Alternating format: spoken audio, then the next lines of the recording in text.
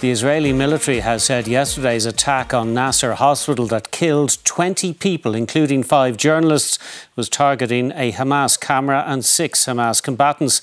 The United Nations and the European Commission have described the attack as completely unacceptable.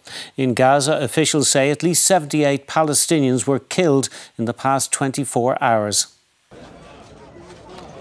A day after Israel's deadly double strike on Nasser Hospital in Khan Yunis, families gathered again at the morgue to pay their respects to the victims of fresh attacks in the area.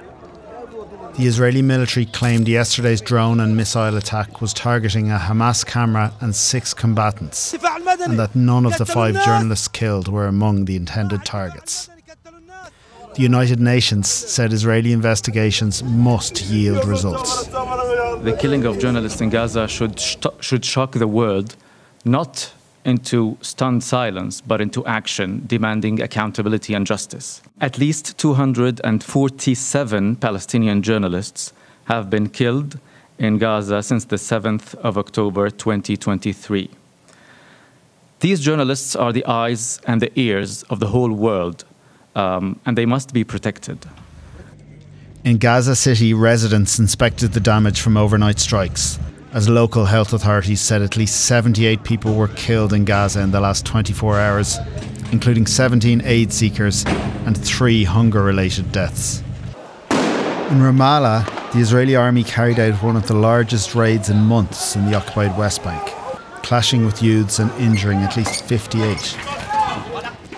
In Tel Aviv, protesters blocked traffic as part of a day of disruption. Trump should stand by his word and force Netanyahu to end the war and get a hostage deal. He can do it if he wants. But so far their pleas have fallen on deaf ears in both Tel Aviv and Washington. Fergal Gallagher, RTE News.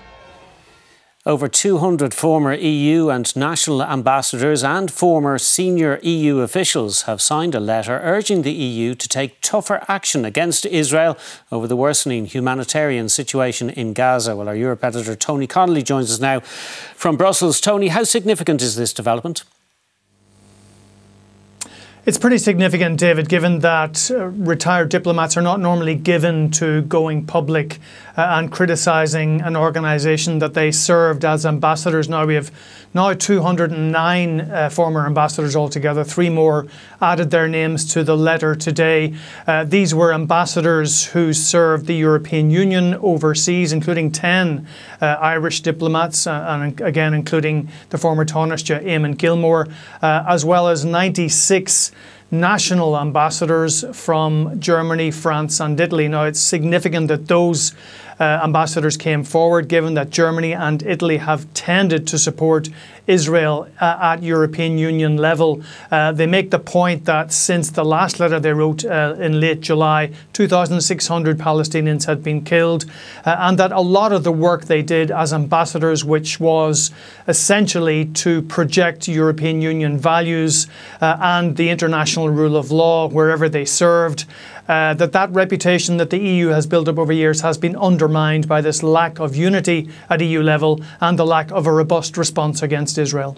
OK, Tony Connolly in Brussels. Thank you for that.